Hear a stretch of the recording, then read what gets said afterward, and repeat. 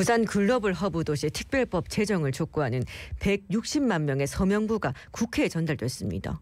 부산 글로벌 허브 도시 특별법이 올해 국회를 통과할 수 있을까요? 글로벌 허브 도시 특별법 제정의 필요성과 연내 통과 가능성에 대해서 이야기 한번 나눠보겠습니다. 네, 지방분권 균형 발전 부산시민연대 박재율 대표 전화 연결돼 있습니다. 대표님 나와 계시죠?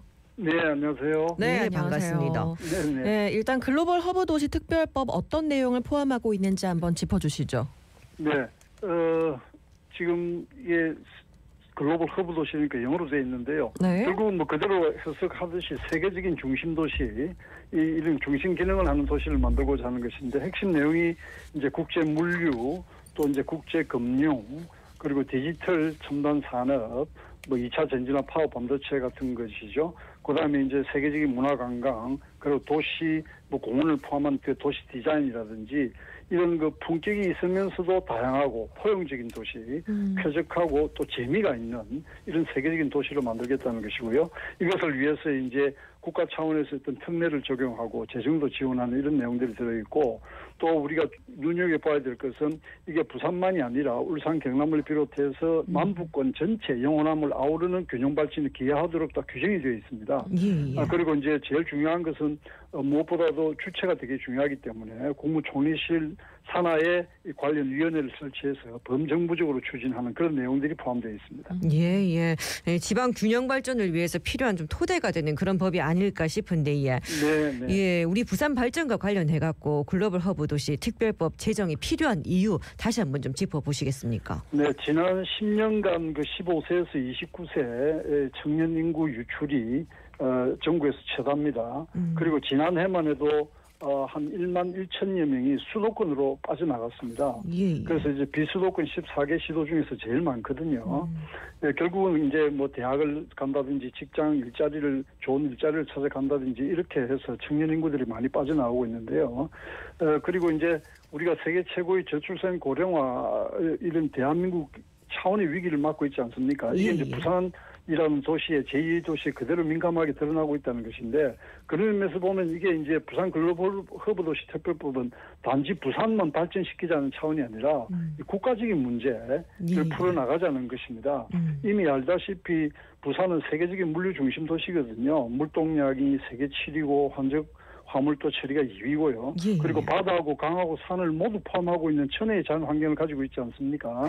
그래서 국내외 인재라든지 관광객들이 언제든지 수시로 드나들 수 있는 조건을 갖추고 있습니다. 그동안 국가 차원에서 어떻게 보면 좀 방치되어 왔다고 봐야 되겠죠. 그래서 대한민국의 경쟁력을 높이기 위해서도 글로벌 허브 특별법 제정은 반드시 필요한 것이죠. 네, 이렇게 시민 160만 명의 서명부가 국회에 전달이 됐다고 들었습니다. 우리 부산 시민들의 바람을 직접 전달하고 또 적극적인 지원을 요청하신 거죠? 네, 그렇습니다. 또 한 2달여 만에 160만 명이 서명했다는 것은 엄청난 일이거든요. 그만큼 시민 관심이 높고 또 부산의 현실이 그만큼 절박하다는 것을 단적으로 드러내는 것 아니겠습니까? 그래서 최근에 박영준 시장과 또 이제 범시민추진협의회 저를 비롯해서 우리 상임 공동대표들하고 또 행정안전위원회 이성권, 정동만 이렇게 해서 국회를 방문해서 전달을 했는데요. 제일 먼저 그 민주당의 신정훈 의원, 지금 이 소관 상임위인 행정안전위원회 위원장입니다. 아주 중요한 역할을 하는 분이죠. 이 방망이를 두드리는 분입니다. 그래서 이분부터 저희들이 만나서 또 이제 그 분명한 뜻을 전달했고요. 그다음에 이제 국민의힘의 추경호 원내대표 또 원내 전략을 지휘하니까 만났고요. 그 민주당의 박찬대 원내대표도 일정 조율을 최종까지 했는데 일정이 안 맞아서 직접 만나지는 못했습니다. 그러나 아시다시피 이미 박찬대 민주당 원내대표도 이미 일찍이 우리 박영준 시장과 만났을 때 이전에 이 법에 대해서는 이론이 없다, 지원하겠다, 협조하겠다라고 이미 공개적으로 천명한 상태거든요. 그래서 여야 간의 의견도 없고 정부와 협의도 다 마친 법안이라서 이번에 입법하는데 큰 뭐 문제가 없으리라는 이야기를 저희들 듣고 왔습니다. 그럼 어쨌든 올해 안에 통과되도록 또 계속 노력을 해야 되겠죠. 예, 무엇보다 단시간에 이 160만 명의 시민들이 이렇게 서명을 했는데 참 그 염원이 간절하다는 걸 나타내는 거 아니겠습니까? 그러니까 이번에 국회 당정협의회에서 5대 분야 민생 입법 과제에 부산 글로벌 허브 도시 특별법을 포함했다고 들었습니다. 연내 법안 통과 좀 기대해 볼 수 있을지 좀 짚어주신다면요. 네, 조금 전에도 이야기했습니다만 이게 여야가 쟁점이 없는 법안입니다. 그리고 정부하고 협의도 다 끝난 법안이라서 정말 이제 방망이만 찾아 두드리고 가면 되거든요. 그런데 다만 이제 다들 아시다시피 현재 국회나 우리 정치 상황이 상당히 좀 이 여야 간에 좀 첨예한 대립이 지금 계속 좀 이어지고 있지 않습니까? 그래서 이런 중요한 민생 관련 법안들이 조기에 처리되지 않고 또 정치적인 여러 가지 이해관계로 지체되지 않을까 하는 걱정되는 부분이 있습니다만은 그래도 또 민생 관련 법안 심의는 진행이 되고 있으니까 충분히 이것은 여야 간에 또 조정하고 타협할 수 있는 법안들이기 때문에 통과가 충분히 가능하리라고 보여집니다. 네. 그런데 이제 우리 부산의 글로벌 허브 도시 특별법뿐만 아니라 이 외에도 인천이나 경기, 제주 등 이런 타 도시에 비슷한 법안도 국회에 발의돼 있는 상황인 거죠. 네, 그렇습니다. 지금 그 인천이 글로벌 경제 거점 도시 조성에 관한 특별법이라고 지금 또 되어 있고 경기도가 북부 특별자치도 또 제주 특별자치도 일부 개정 이런 것들이 있습니다. 비슷하다고 한다면 인천 특별법이 우리하고 비슷하거든요. 그런데 뭐 다들 아시다시피 인천은 서울 경기와 한 권역 수도권 아닙니까? 지금 우리가 수도권 초집중의 문제가 되고 있기 때문에 또 인천은 사실 인구도 계속 늘고 있고요. 그리고 이제 정부하고 인천 법안의 협의도 지금 안 돼 있는 상태라서 단기간에 입법하기는 쉽지 않습니다. 그래서 필요하다면은 우리가 부산하고도 서로 협의하고 정부 차원에서 같이 논의해서 순차적으로 순서대로 하면 되겠습니까? 그래서 뭐 인천법이 통과가 안 되면 뭐 부산 특별법이 통과 안 된다 이렇게 되면 모두가 잠이라는 길이기 때문에 뭐 부산 특별법을 먼저 통과시키면서 그걸 모델로 해서 인천 부분도 앞으로 조정을 해서 또 통과시킨다든지 이런 협의가 충분히 가능하리라고 봅니다. 우선순위로 둬야 된다는 말씀이신 거죠? 네, 그렇습니다. 뭐 어쨌든 지방 균형 발전이라는 게 꼭 부산에만 국한된 건 아니기 때문에 부산 물론이죠. 먼저 하더라도 다른 데도 좀 고려를 해볼 수 있는 거고 어쨌든 정치권 일각에서는 이 법안들을 묶어갖고 패키지로 처리하자 이런 움직임도 있다고 들었습니다. 이거에 의미하는 바는 뭐겠습니까? 그 실제 다 묶어서 하기는 어렵습니다. 그 이렇게 해서 계속 지체되고 늦어지고 내년을 넘어가고 이러면 160만이라는 단기간에 최고의 서명을 한 부산 시민들이 폭발하지 않겠습니까? 그래서 이게 또 특히 그 제주라든지 경기도 법안은 행정 체계를 개편하는 겁니다. 경기 같은 경우는 경기 북부 특별자치도를 만드는 것이고 제주 특별자치도법은 제정이 아니고 지금 기존 있는 법을 일부 개정하는 것인데 제주는 그 2005년도에 제주 특별자치도가 출범하면서 기초자치단체를 없앴거든요. 그런데 이제 그걸 다시 부활하자는 게 골자라서 이게 행정체제 개편이라서 우리 법안하고 성격이 다른 겁니다. 그래서 일괄해서 패키지로 할 수 있는 상황이 아니고요. 그럼 별도 차원에서 논의가 돼야 되기 때문에 뭐 그렇게 크게 걱정하지는 않아도 될 것 같은데 또 정치 상황이 있기 때문에 이런 부분들도 타 지역과도 잘 협의하고 또 지금 우리 박영준 시장이 대한민국 시도지사 협의회 의장을 맡고 있거든요. 그래서 충분히 다른 시도하고도 조율이 가능하리라고 봅니다.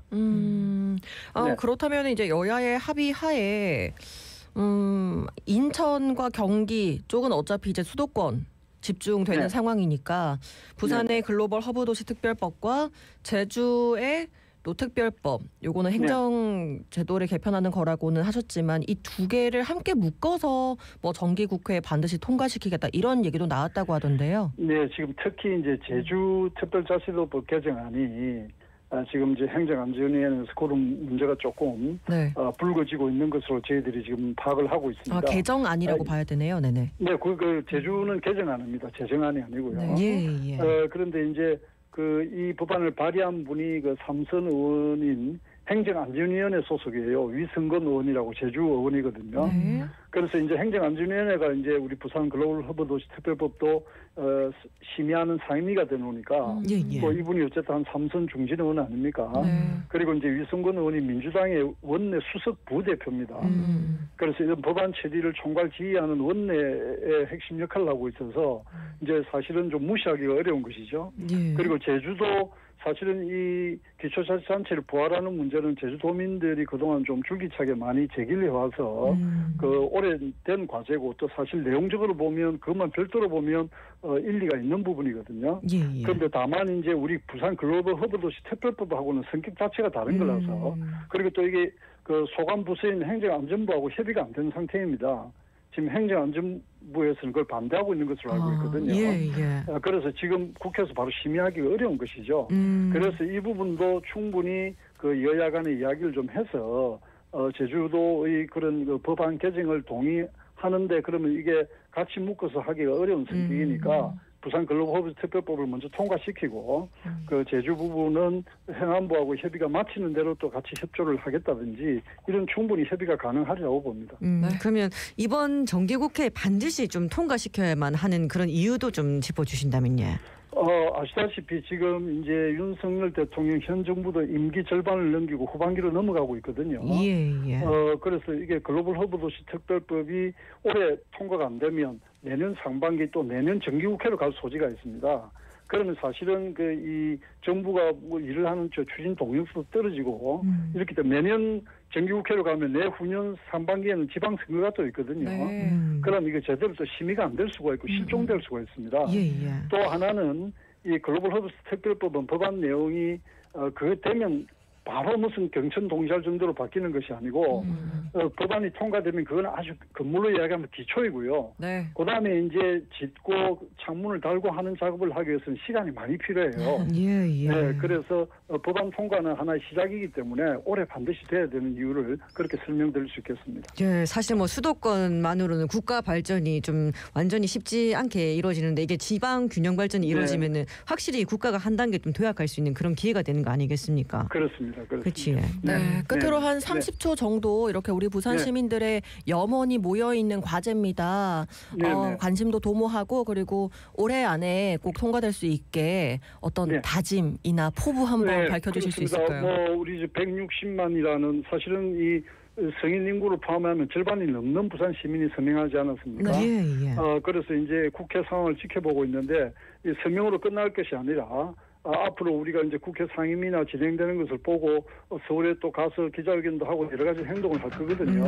이 시민들이 계속 관심과 참여를 해주시면 올해 반드시 통과가 되리라고 봅니다. 네, 저희도 많이 관심 가져보겠습니다. 힘을 보태겠습니다. 지금까지 지방분권 균형발전 부산시민연대 박재효 대표였습니다. 고맙습니다.